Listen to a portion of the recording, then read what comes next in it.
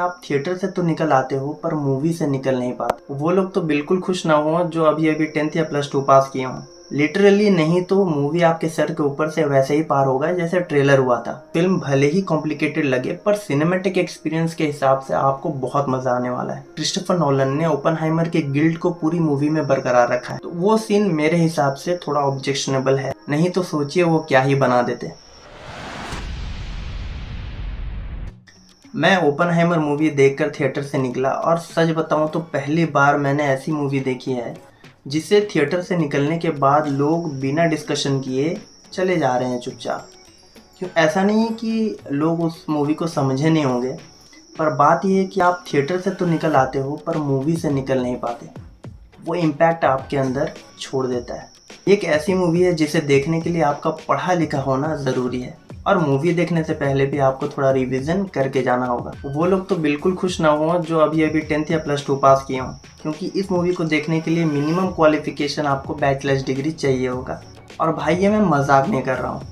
इस मूवी को समझने के लिए आपको क्वांटम फिजिक्स, एटम बम जैसे शब्द के बारे में थोड़ी जानकारी होना ज़रूरी है। और इतना ही नहीं, इनके कैरेक्टर्स जैसे एल्बर्ट आइंस्टाइन, ओपेनहाइमर, हाइजेनबर्ग और इवेंट जैसे वर्ल्ड वॉर 2 के बारे में आपको जानकारी होना चाहिए। लिटरली नहीं तो मूवी आपके सर के ऊपर से वैसे ही पार होगा जैसे ट्रेलर हुआ था और समझ में भी उतना ही आएगा।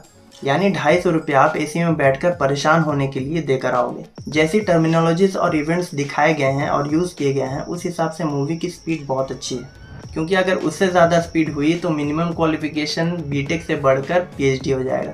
अगर आप इवेंट्स, टर्मिनोलॉजीज के बारे में जानकारी हासिल नहीं रखते हैं तो आधा मूवी डाउट में चले जाएगा और बाकी का आधा गिल्ट में। और अगर किसी ने ओपेनहाइमर के बारे में थोड़ा भी नॉलेज रखा हो उसे मूवी का कंटेक्स्ट समझ में आ जाएगा।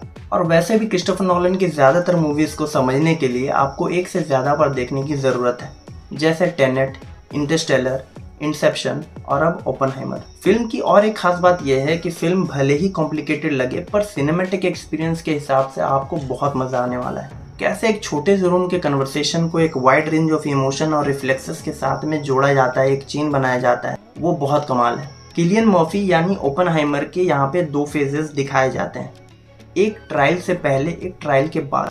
और मूवी में ओपेनहाइमर के जो रिफ्लेक्सेस आते हैं और उनके साथ में जो म्यूजिक का कॉम्बिनेशन है वो मूवी को गजब का थ्रिल देता है। यानी पूरा एक्सपीरियंस आपको दिल दहलाने वाला लगेगा। ये एटम बम की नहीं बल्कि उसकी कहानी है जिसने एटम बम को बनाया, उसको बनाने के दौरान और उसके बाद की इंटरनल पॉलिटिक्स को दर्शाया गया है। स्टार्टिंग से लेकर एंड तक हिरोशिमा और नागासाकी के पोस्ट बॉम्बिंग सीन्स को नहीं दिखाया गया है और ये दर्शाता है कि क्रिस्टोफर नोलन ने ओपेनहाइमर के गिल्ट को पूरी मूवी में बरकरार रखा है। वरना अक्सर फिल्म मेकर्स लोगों के सफरिंग्स को दिखाकर गिल्ट पैदा करते हैं, जो कि उनके लिए बहुत आसान होता है, पर बिना किसी सफरिंग को दिखाकर वो गिल्ट को एक्सप्रेस करना सिनेमैटिक एंगल में वो बहुत नायाब चीज़ है। वो हर कोई नहीं कर सकते और ये क्रिस्टोफर नोलन ने करके दिखाया है। कैसे ओपेनहाइमर पर एक पॉलिटिकल साजिश रची जाती है उनका नाम खराब करने के लिए, उनको बदनाम करने के लिए, जिसमें ट्रायल बस एक फॉर्मेलिटी होता है। इस मूवी के इंटरनल पॉलिटिक्स में रॉबर्ट डाउनी जूनियर का बहुत अहम रोल है, जहां पर उन्हें एक चीज़ का बुरा लगता है और वो पूरी मूवी में एक मेजर पॉइंट का रोल निभाता है। जब ओपेनहाइमर आइंस्टाइन से बात कर रहे होते हैं तब रॉबर्ट डाउनी जूनियर उनसे मिलने जाते हैं आइंस्टाइन से, पर जब ओपेनहाइमर और आइंस्टाइन की बात ख़त्म हो जाती है और आइंस्टाइन वापस आ रहे होते हैं तब वो रॉबर्ट डाउनी जूनियर से बिना बात किए चले जाते हैं। तब रॉबर्ट डाउनी जूनियर को लगता है कि ऐसी क्या बात कही होगी ओपेनहाइमर ने आइंस्टाइन से कि वो मुझसे बिना बात किए चले गए। इस गुस्से की वजह भी होती है ओपेनहाइमर को बदनाम करने की। ये एक सीन भी ओपेनहाइमर के लिए डिजास्टर साबित होता है उनके करियर का। उसी एक सीन में ये भी पता लगता है कि ओपेनहाइमर को पहले से अंदाजा था कि उनका एक्सपेरिमेंट दुनिया को ख़त्म करने के लिए सक्षम है। और ये चीज़ ट्रायल के टाइम भी आपको थोड़ा अंदाज़ा लग जाएगा जब वो स्टेटमेंट देते हैं कि ऐसे हादसों का गहरा असर होता है। इस मूवी में ओपेनहाइमर की बीवी भी एक major emotional buildup role play करते हैं और ओपेनहाइमर के ट्रायल में भी एक पॉजिटिव इम्पैक्ट प्ले करती हैं। इस मूवी का इम्पैक्ट सबसे ज़्यादा उन लोगों पर पड़ेगा जो पॉलिटिकली मोटिवेटेड होते हैं और इमोशनली सेंसिटिव भी। इसीलिए क्योंकि ये एक बायोग्राफी है, क्रिस्टोफर नोलन ने अपनी सिनेमैटिक लिबर्टी के बाउंड्री को क्रॉस नहीं किया। इसीलिए भी ताकि ये मूवी फिक्शन ना लगे, नहीं तो सोचिए वो क्या ही बना देते। कहने की बात यह है कि इस मूवी को आप क्रिस्टोफर नोलन की डायरेक्टोरियल फेनोमेनन मानेंगे। मूवी में सारे कैरेक्टर्स पॉपुलर एक्टर्स ने निभाए हैं Cillian Murphy, Matt Damon, Robert Downey junior, Emily blunt, और एक्टिंग तो इन लोगों की क्या ही कहने। क्रिस्टोफर नोलन ने कन्वर्सेशंस को इस तरह लिखा है कि कोई भी डायलॉग आउट ऑफ कंटेक्स्ट नहीं लगता है और हर एक कन्वर्सेशन का इस मूवी में कहीं ना कहीं इंपॉर्टेंस रहता है।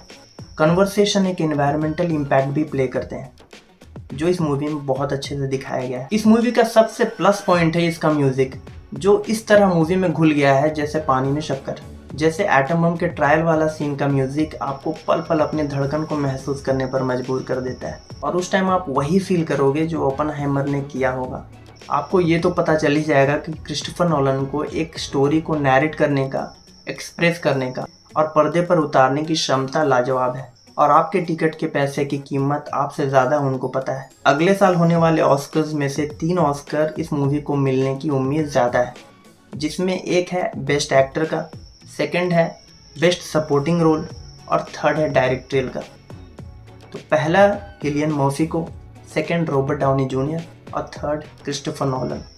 एक सीन है जिसमें खास करके इंडिया में लोगों को आपत्ति हो सकती है, जिसमें जब ओपनहाइमर की गर्लफ्रेंड भगवद गीता खोलती हैं, वो भी नेकेड अवस्था में, तो उनको एक लाइन के बारे में पूछती हैं, मतलब पूछती हैं। तो वो सीन थोड़ा सा नेगलेक्ट किया जा सकता था या फिर हटाया जा सकता था, बदला जा सकता था, पर उन्होंने नहीं किया, वो थिएटर में चला, जिसके बारे में थोड़ा इस मूवी को बैन करने की अपील की जा रही है, पर देखते हैं क्या होता है। तो वो सीन मेरे हिसाब से थोड़ा ऑब्जेक्शनेबल है। तो ये थी मेरी रिव्यू ओपनहाइमर को लेकर के। थोड़ा लेट हो गया, उसका रीज़न ये है कि मुझे रेड आइज हो गया था, तो इसीलिए मैं नहीं कर पाया जल्दी से जल्दी। और रिव्यू आपको कैसा लगा हो हमें ज़रूर बताइए। आने वाले वीडियोस में आप कौन सी मूवी का रिव्यू या फिर सीरीज़ का रिव्यू चाहते हैं हमें कमेंट्स में ज़रूर बताइएगा। आपको क्रिस्टोफर नोलन की कौन सी मूवी अच्छी लगती है ये भी हमें कमेंट्स में ज़रूर बताइए। वीडियो आपको पसंद आया हो तो लाइक ज़रूर कीजिए, चैनल पर नया है तो सब्सक्राइब करना मत भूलिएगा।